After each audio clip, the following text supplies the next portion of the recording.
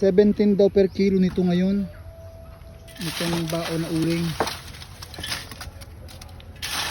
Ito sa kapala.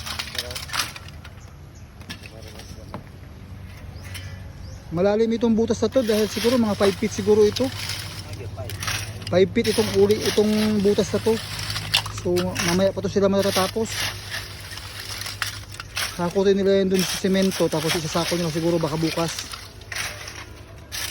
Mas mahal dito sa amin ng bao kaysa ang uling na bao kaysa sa kahoy na uling.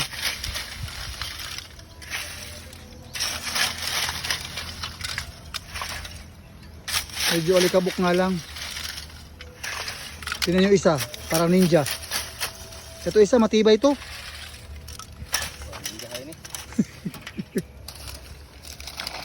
Dadalhin nyo doon.